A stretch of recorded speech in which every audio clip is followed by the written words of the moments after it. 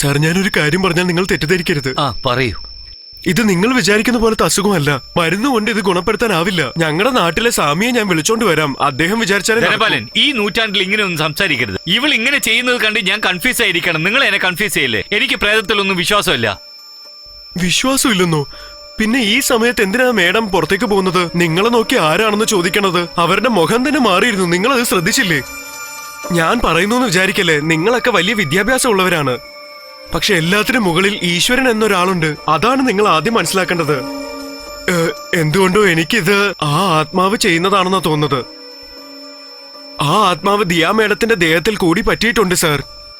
അയ്യോ ധനപാലൻ, ഞാൻ അല്ലെങ്കിൽ ടെൻഷനിലാണ്. എന്നെ കൂടുതൽ ടെൻഷൻ ആക്കല്ലേ. ശരി, ഓക്കെ സാർ, ഞാൻ ഇറങ്ങാണ്. പിന്നൊരു കാര്യം സാർ, ഈ ഏലസ് നിങ്ങളുടെ കയ്യിലിരിക്കട്ടെ. നിങ്ങൾക്കൊരു രക്ഷയ്ക്ക്. എന്നാൽ ഞാൻ വരട്ടെ സാർ. എന്നാ ആയിക്കോട്ടെ.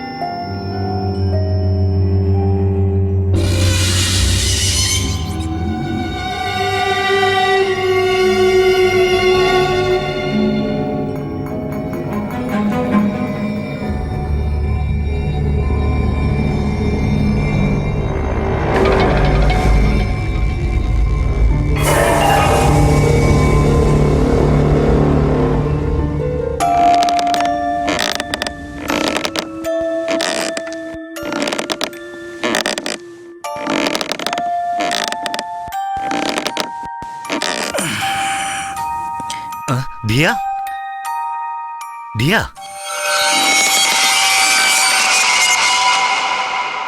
ദിയ, ദിയ, ദിയ, ദിയ, ദിയ,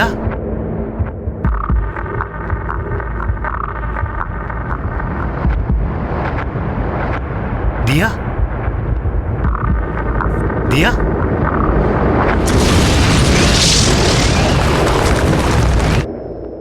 ദിയ, നീ എന്താ ഇവിടെ വന്നിരിക്കുന്നത് ഇങ്ങനെ? ഇല്ല ചേട്ടാ, എനിക്ക് ഉറക്കം വരുന്നില്ല. അതുകൊണ്ടൊന്ന് TV കാണാന്ന് വെച്ചതാ. ഉറക്കം വന്നില്ലെങ്കിൽ എന്നെ വിളിച്ചൂടായിരുന്നു. അതിനെന്തിനാ ഇങ്ങനെ ഇവിടെ വന്ന് ഒറ്റയ്ക്കിരിക്കുന്നത്? വാ, നമുക്ക് റൂമിലേക്ക് പോവാം.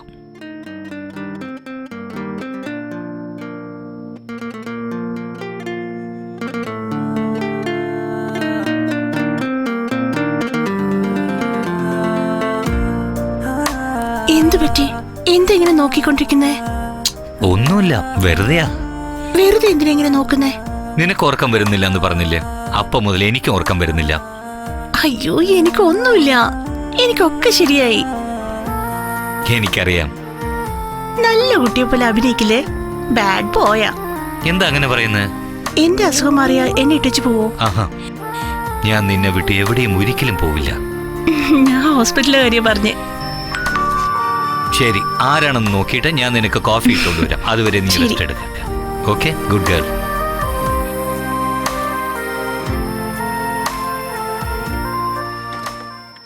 നമസ്കാരം സാർ. നമസ്കാരം. എന്താ ഈ പുലർച്ചയ്ക്ക്? സാർ, ദിയാ മേഡത്തിന് ഇപ്പോൾ എങ്ങനെയുണ്ട്? ഇപ്പൊ കുഴപ്പമില്ല. അല്ല, ഇയാളെന്താ ഇവിടെ? ഇത് ഞാൻ പറഞ്ഞില്ലേ, ഞങ്ങളുടെ നാട്ടിലെ മന്ത്രവാദിയാണ്. ഏത് പ്രേതത്തിനെയും അടിച്ചോടിക്കും. ധനപാലൻ, നിങ്ങളോട് ഒരു പ്രാവശ്യം പറഞ്ഞ മനസ്സിലാവും. അപകടം സംഭവിച്ചിട്ടുണ്ട്. അവൾ വന്നിട്ടുണ്ട്.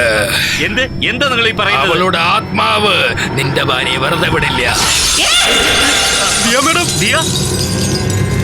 നീ അകത്തേക്ക് പോകരുത്. സാർ, ഒന്ന് നിൽക്ക് സാർ. ഇദ്ദേഹം പറയുന്നത് ഓം ഹീം ക്രീം വീരസൂര ഭസ്മ. ജയ് മാ കാളി. ഓം ഹീം. അമ്മേ, നീ തന്നെ സഹായിക്കണം.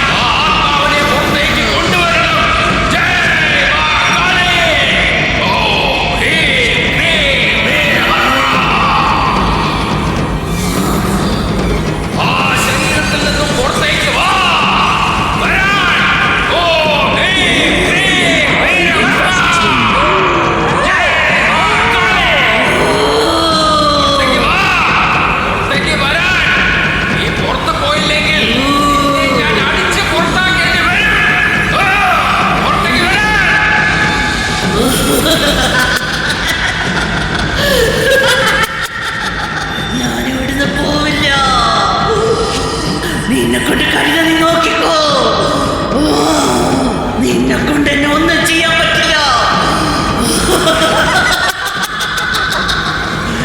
ഞാൻ രക്തം കുടിക്കുന്നവനാണ്. നിന്റെ രക്തം ഞാൻ കുടിക്കും.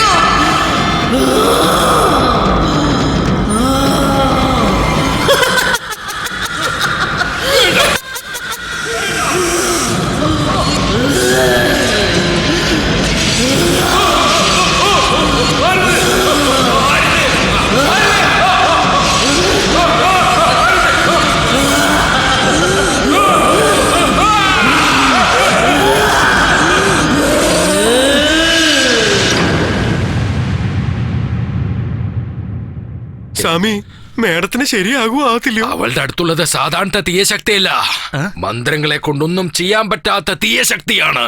ആ തീയശക്തികളെ നമുക്ക് അത്രയും പെട്ടെന്ന് പുറത്തേക്ക് കൊണ്ടുവരാൻ സാധിക്കില്ല. അത് ഭയങ്കര ദേഷ്യത്തിലാണ്. എന്റെ ശക്തിയെ കൊണ്ട് അതിനെ പുറത്തേക്ക് കൊണ്ടുവരാൻ സാധിക്കുമെന്ന് എനിക്ക് തോന്നുന്നില്ല.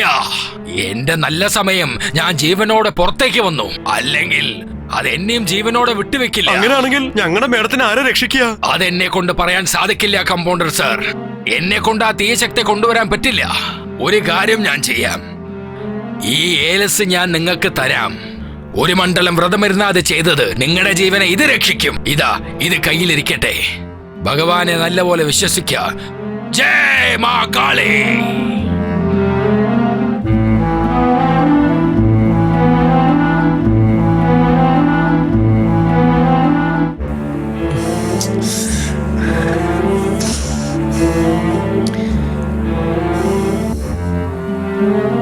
ഹലോ രാജേഷ് സാർ, ഞാൻ ആകാശാണ് സംസാരിക്കുന്നത്. പറയൂ, നിങ്ങൾ ആകാശ്. ഉടനെ മണ്ണാർക്കാട്ടേക്ക് വരണം. ഞാൻ ഒരു വലിയ പ്രോബ്ലത്തിൽ കുടുങ്ങിയിരിക്കുകയാണ്. നിങ്ങൾ എന്നെ സഹായിക്കണം സാർ. ഡോണ്ട് വറി, ഞാൻ അടുത്തന്നെ ഉള്ളത്. ഞാൻ പെട്ടെന്ന് എത്തിക്കോളാം. പ്ലീസ് സാർ, ഒന്ന് വേഗം വരാൻ ട്രൈ ചെയ്യൂ സാർ. ഷുവർ. ഓ,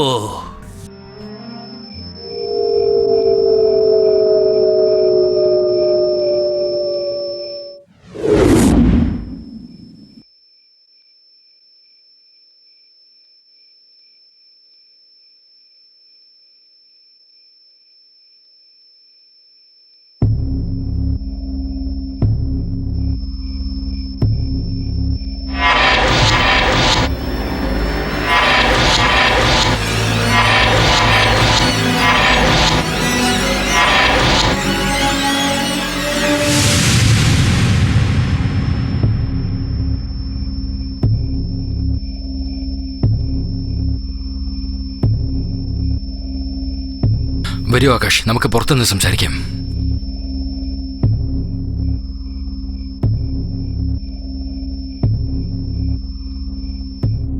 സാർ, എന്റെ വൈഫിന് എന്ത് പറ്റിയെന്ന് അറിയില്ല.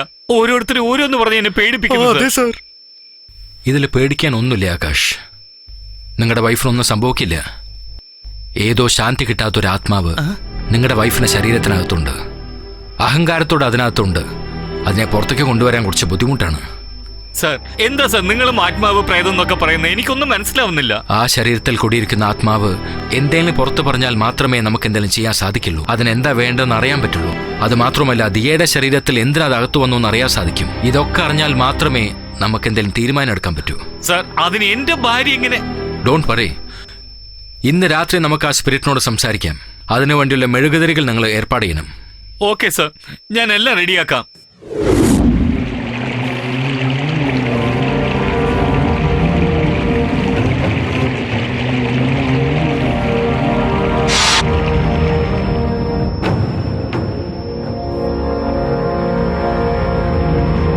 ദിയ, എന്ത് ചേട്ടാ? അവിടെ രാജേഷ് സാർ വന്നിട്ടുണ്ട്. എന്താ പെട്ടെന്ന്? എന്തോ ഒരു ജോലിയായിട്ട് വന്നതാ. അങ്ങനെ എവിടെയും വന്നു. ഞാൻ അദ്ദേഹത്തെ കണ്ടില്ലല്ലോ. അദ്ദേഹം തെറ്റിദ്ധരിക്കോ? ചേ, അങ്ങനെ ഒന്നുമില്ല. നീ നന്നായി ഉറങ്ങായിരുന്നു, അതുകൊണ്ടാണ് ഞാൻ നിന്നെ ഡിസ്റ്റർബ് ചെയ്യാതിരുന്നത്. ശരി, വാ, ഇപ്പൊ നമുക്ക് പോയി കാണാം. മെല്ലെ. ആ, സൂക്ഷിച്ചേ.